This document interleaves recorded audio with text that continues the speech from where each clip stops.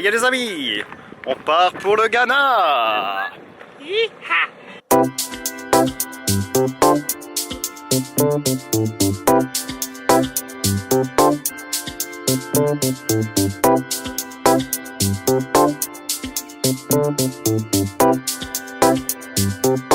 Ça fait vraiment un effet 3D quand tu le fais. Nous sommes arrivés au Ghana il y a 2 heures et on cherche des cartes SIM depuis 2 heures.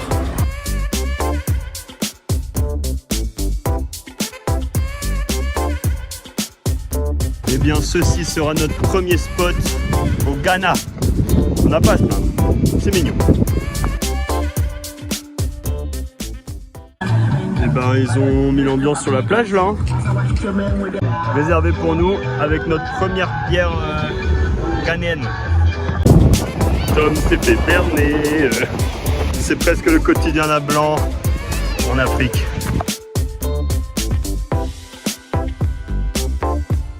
Je vous ai, regardez. Ici ça chie en public en fait. Donc là je vais pas pouvoir me retourner parce que ça va être complètement indiscret. Salut Alexis, je sais que c'est toi qui montes le vlog. Du coup c'était juste pour te dire que t'es 10 mètres devant moi. Et je viens de voir que tu viens de marcher dans le caca. Allez, bonne journée. Moche, donc vraiment super moche ce paysage.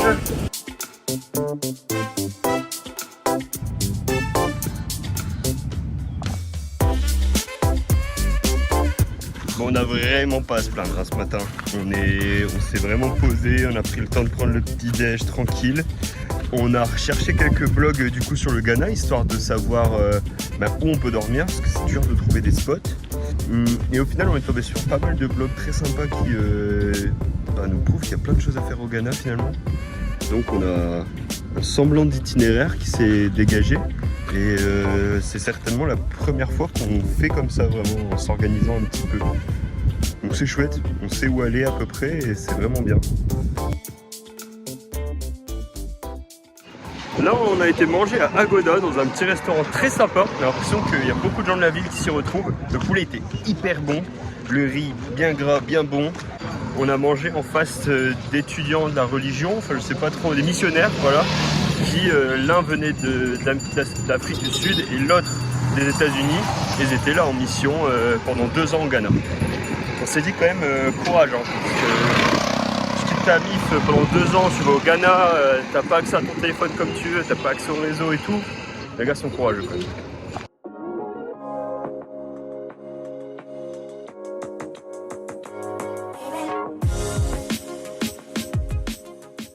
Bon, je pense qu'on va faire demi-tour.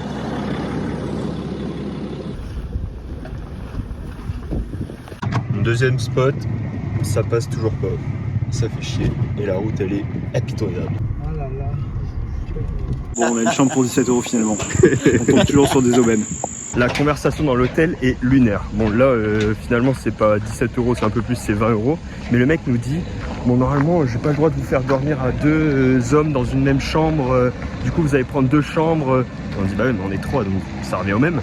Je dis oui mais dans tout le monde entier c'est interdit de dormir entre 2 hommes. Le mec nous pipote. Alors quand je lui ai dit qu'en France 2 hommes ou 2 femmes pouvaient se marier, tu imagines bien qu'il a été ultra surpris. Le Ghana, tu as beaucoup de routes comme ça, mais tu as aussi beaucoup de belles baraques comme ça. Bon alors pour la petite journée, donc on a pris la route ce matin. Notre but c'était du coup d'aller sur la côte. Malheureusement la piste elle était démontée. Au bout d'un moment on a fait le choix de faire demi-tour.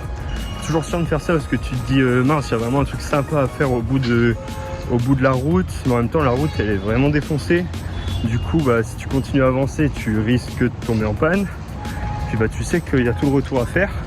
Et vu qu'il y a de l'orage tous les 2 jours ici, on s'est dit vu les creux qu'il y a sur la route, s'il y a de l'orage et qu'on n'arrive plus à rentrer, chiant. Du coup là on est à Takoradi je crois. C'est une grosse ville, il y a un aéroport, il y a un gros port. Au soleil couchant, faut trouver un endroit où dormir, donc le seul moyen, hôtel. Ça c'est un bon petit jeu que ma maman m'a appris à jouer, ça c'est la Wallet. Et on en avait vu déjà en Côte d'Ivoire, du coup je suis content de pouvoir jouer ici au Ghana. Ça a l'air vraiment bon, alors c'est de la salade, des oignons, des pâtes et des morceaux de saucisse. Nous sommes à Cape Coast. Vous connaissez Total Energy? Ah oui. Personne qui va se dire Personne ne remettra le thé. Et à Cape Coast, nous souhaitons visiter une forteresse qui va retracer toute une grosse période, du coup, la période de l'esclavagisme. On n'a jamais vraiment pris le temps d'essayer de comprendre et de déchiffrer un peu plus, du coup, ce sera peut-être l'occasion. Alors soit ce sera cet après-midi, soit ce sera demain matin, on verra bien. Et de ce que j'ai lu déjà, ici à Cape Town, ça a été colonisé très très longtemps. Et c'était l'une des capitales du coup pour la traite négrière.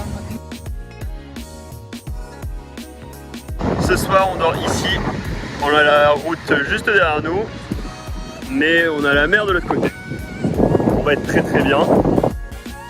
Juste à côté il y a un petit restaurant là, et donc on vient de se commander quelques petites bières.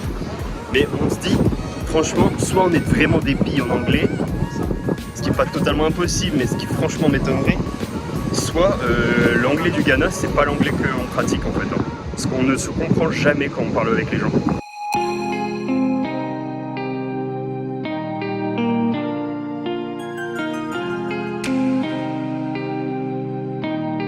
On va lui visiter ce fort.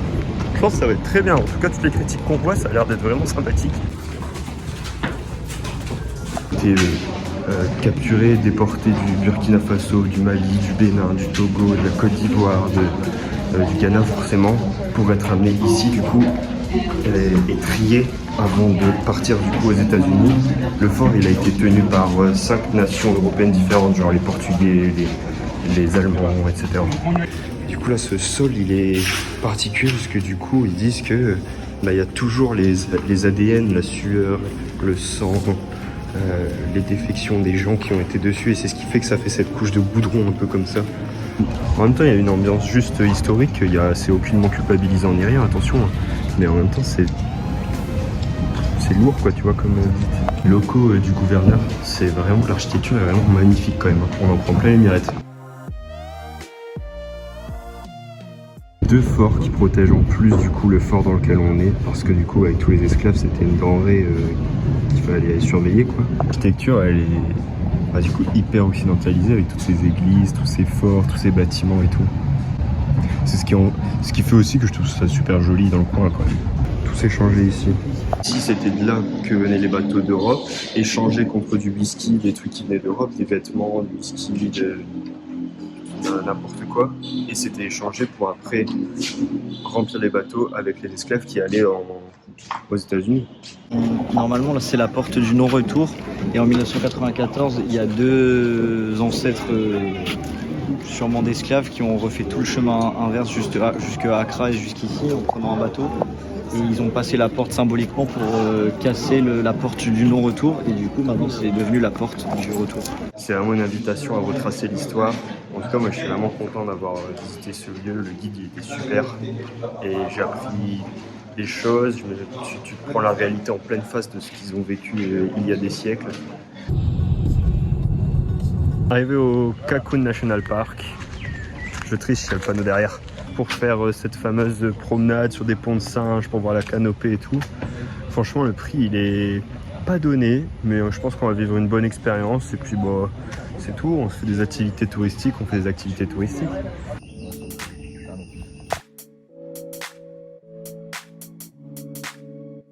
L'arbre là, pour la petite histoire, il est très très haut et ses racines seraient aussi profondes. Aux éléphants de se gratter le dos, d'après notre guide, mais chose intéressante c'est que c'est un bois qui est noir et du coup ce serait utilisé pour les touches de piano qui sont noires et les touches de piano blanches, et ben c'est les éléphants qui le donnent quoi.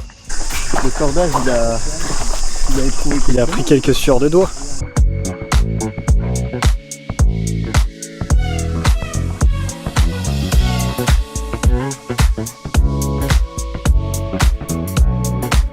C'est vraiment canon et en plus on est vraiment en sécurité, c'est vraiment magnifique. Regarde un peu la vue qu'il y a autour de moi.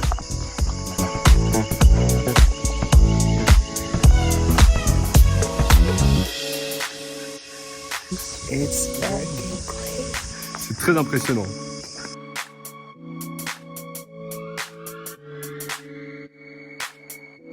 Et ça veut dire welcome, ça veut dire bienvenue.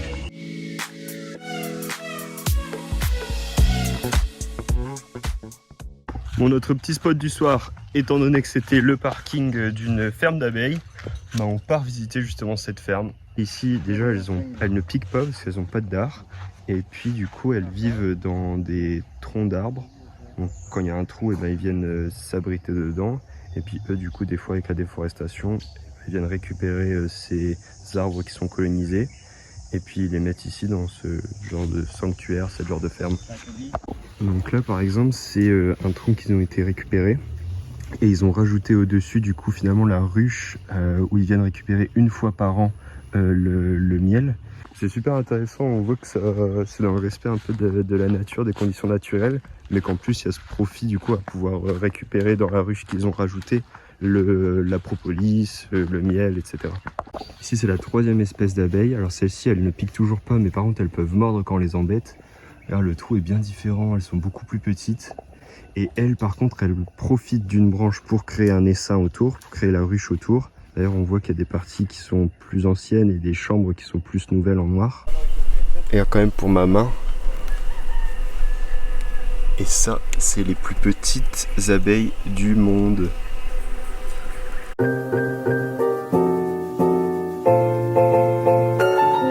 Qu'est-ce que tu nous as pris, mon Guy? Alors déjà, j'ai pris une quinzaine de sachets plastiques. Ça c'est d'emblée. Alors, j'ai repris, bon ça c'est un classico maintenant, la petite meat pie. Ça fait un peu penadas. Un penadas avec de la viande farcie, mais des fois c'est du poisson. Dunkerque vie, bonjour. Allez, fais du contenu là. Je goûte du miam sec. Bon, sur la route, on s'arrête ici. Alors, rien que le dessin, c'est vrai qu'il annonce bien la couleur. Guillaume! J'ai pas réussi à les rattraper, c'est chier. Il a perdu ses lunettes, le con! Oh non, ah bah là c'est mort. C'était bien cette petite balade, mais il en fallait pas plus finalement. Et regardez Guillaume, avec la chance qu'il a. Il a déjà perdu ses lunettes de soleil tout à l'heure, et là il a marché dans la merde. Et d'humain. Le spot est pas mal là cette fois-ci. Pas mal hein. Avec sa petite boule là. Plus ils sont gros, moins ils sont venimeux. Bah vas-y, teste Guillaume. Non, franchement. Fait flipper mec, juste à distance. Il nous a suivi le copain, le frérot là. La France, bonjour. La France me manque. Ce soir c'est petit vin pour faire passer notre petite malaronne qui nous sert du coup de médicament préventif contre le paludisme. Bon, la nuit n'a pas été facile du tout hein. J'ai été bouffé par les moustiques, c'était une horreur. Le lit de camp il se casse de plus en plus la tronche. Puis il y avait plein de bruit. Surtout que là comme c'était la fête nationale des fermiers, je sais pas, la prière à la place de juste faire l'appel, ils ont tapé un sketch pendant 1 heure. Je crois que Tom il nous a trouvé une bonne adresse pour manger sur la route. J'appelle ça Jello Rice. C'est genre du riz un peu huilé comme ça, c'est super bon. On avait déjà mangé ça avec du poulet. Allez, on t'emmène faire les petites commissions pour ensuite passer notre fin de week-end dans le petit ranch de Elodie. C'est parti. Déjà, on a des pâtes et des œufs.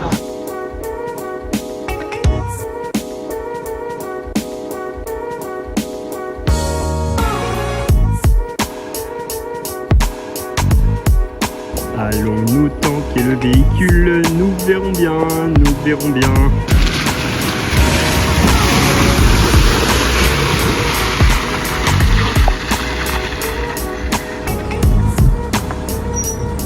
On est arrivé au ranch. Oh, les chevaux en semi-versé, c'est incroyable. T'es heureux mon Guy? Ah il y a une vue de folie là.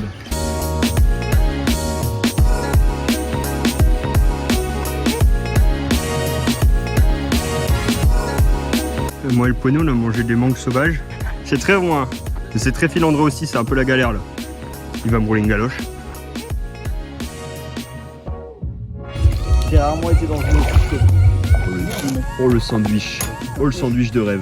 Ah ben ça les garçons ça va être le défi du matin. Manger le petit déj. Là on a eu contact avec Lionel et Ghislaine, des voyageurs francophones qu'on a eu au téléphone. Et en fait ce qui est cool c'est qu'ils nous ont rajouté dans un groupe WhatsApp avec 150-130 personnes où il y a des infos de dernière minute. Et ce qui est bien pratique pour nous parce que là on est en train de prévoir donc les prochains pays.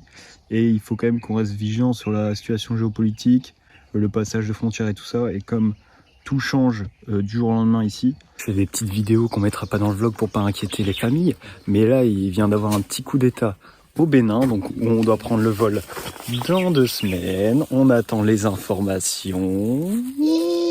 Tu l'as compris, on a un vol qui nous attend à Cotonou au Bénin pour passer les fêtes de fin d'année avec nos familles, avec nos proches du 23 décembre au 1er janvier. Donc on sera de retour sur Dunkerque. C'était pas prévu à la base, mais ça va nous faire du bien de retrouver nos proches, de retrouver la bouffe française aussi, et puis de faire une petite pause aussi avec le voyage, avec l'Afrique. Je pense qu'on en a tous les 3 besoin. On est en mission trouver de la Wi-Fi. Tout ça pour pouvoir publier la vidéo YouTube que vous appréciez, j'ai l'impression, et ça nous fait très plaisir. Dans le village à côté du ranch, du coup, là, en ce moment, ils sont en train de faire toutes les funérailles. En fait, c'est assez particulier, on a cru comprendre que les funérailles se passent de cette manière, c'est que les gens décèdent, ils sont conservés, et puis après, il y a une saison particulière où, du coup, il y a toutes les funérailles qui s'enchaînent un petit peu pendant tout un week-end de festivités, finalement. Bon, mission Wi-Fi échec, mission bar, comme d'habitude, on trouve.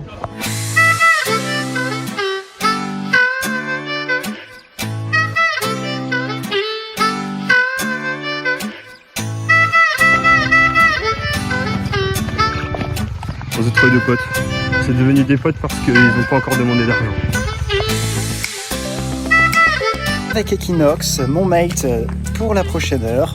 Un petit mot à la caméra. Super. Moi je suis avec Alpha. Elle a décidé de me mettre la gueule dans les plantes. Ah, Moon, c'est celle qui a le plus de caractère. Faut pas qu'on avance trop près parce que là moi j'ai...